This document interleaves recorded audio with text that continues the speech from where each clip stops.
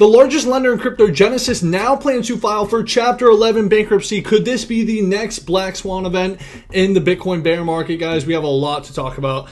And yeah, you can see it here on Watch Your Guru. We're going to hop straight into it. Just in, crypto firm Genesis plans to file for Chapter 11 bankruptcy. Now, first of all, let's go over what Chapter 11 bankruptcy actually is, because most people have no fucking clue what it actually is. Okay. The chapter of the bankruptcy code generally provides for a reorganization, usually involving a corporation or partnership. A Chapter 11 debtor usually proposes a plan of reorganization to keep its business alive and pay creditors over time. People and businesses or individuals can also seek relief in Chapter 11. So that is Chapter 11 bankruptcy for you guys. And yeah, guys, this is not good at all. So here's what's going down. As we know, the SEC recently charged Genesis and Gemini for the unregistered offer and sale of crypto asset securities through the Gemini Earn lending program. So Genesis is right here. Genesis is filing for Chapter 11 bankruptcy. They work with Gemini's Earn program. And Genesis is one of the largest lenders in crypto. And Genesis is also part of the digital currency tree. So the digital currency group is right here. It's owned by Barry Silbert. You know, back in September 2021, they were worth $50 billion. And Genesis is a part of that family. And they're working with Gemini. So why could this completely, blow everything up? This could be a black swan. Obviously, it's just in the cards. I'm not saying it will. Okay?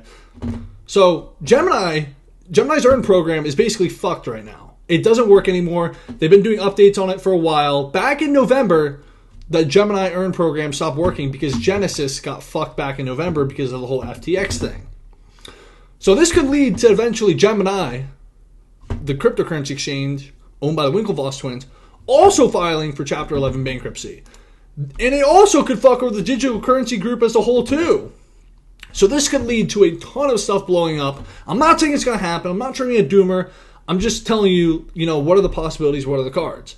And yeah, they're also still in a battle with the SEC, which is absolutely ridiculous. This whole thing is not good at all. But you know what the great part about this whole thing is the fact that if everything does go completely wrong, and it's actually probably the best thing to happen because it's just a cleansing of leverage and we get a great opportunity to buy really cheap.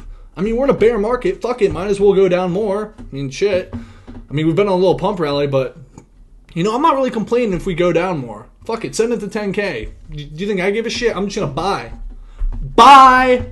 That's all I know. And yeah, so that's basically, and Barry Silbert's been quiet on his Twitter. Not too much going on here. Yeah. Oh, and by the way, Forbes also said, let me just say this. First of all, Forbes and their money, it's bullshit. Like their richest people rankings, it's absolute garbage. But they listed him at $0 in net worth, which actually makes sense because he's completely fucked. But yeah, he went from Forbes 3.2 billion to $0. So yeah. Not too good, but yeah, Forbes ranking money is absolute bullshit. I mean, they're completely off. But anyways, let's take a look at the price of Bitcoin. Right now, Bitcoin's sitting around 20K. It's just been stalling. Let's take a look at the stock market. The stock market was open today. Stock market went down today, but it makes sense. The stock market's been on a rally. Bitcoin's been on a rally. So it makes sense to have a little cool-off period. It can't just be straight up only. So yeah, there's that. And then take a look at this. U.S. Fed officials expect inflation to drop to 3.5% in 2023. Now, this is obviously the U.S. Fed officials' expectation. They expect it to come. That doesn't mean it's going to happen. But if this happens, this is actually very, very bullish.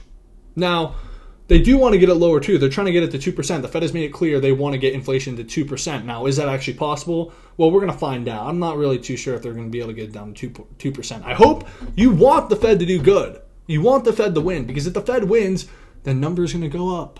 It's good for the markets. The Fed doesn't win. They're going to continue to fuck around raising rates and shit. So you want them to win. You want inflation to go down. There's that. And then take a look at this. To our next story today. Absolutely ridiculous. The Doge, Department of Justice, took enforcement action against Russian exchange Lotso. So they had a whole statement. They came out with the whole thing today. They're like, we're going international. We're coming after all the international guys. We're like, oh, fuck shit. CZ going to get bagged? Is this going to happen? They just went after some small Russian exchange that nobody's ever heard of. And you know what the fucked up part is? Take a look at what Joe Burnett says, and it's absolute facts. The Doge worked for apparently over a year, to shut down a random tiny Russian exchange while FTX was literally a multi-billion-dollar fraud right in front of them. And this is the whole problem, because we know FTX was very tight, closing working with the SEC, very tight with Gary Gensler.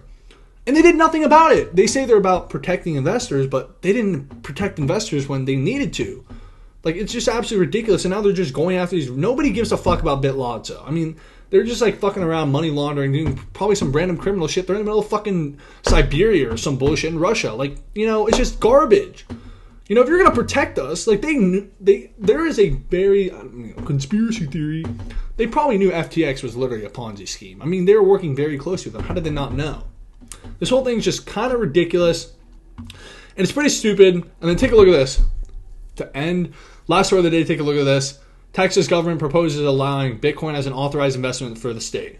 So this is bullish. As we know, Texas has been very, very welcoming of Bitcoin. They love Bitcoin. Bitcoin mining is big in Texas. Greg Abbott, the governor of Texas, is very big on Bitcoin. And now they just said this.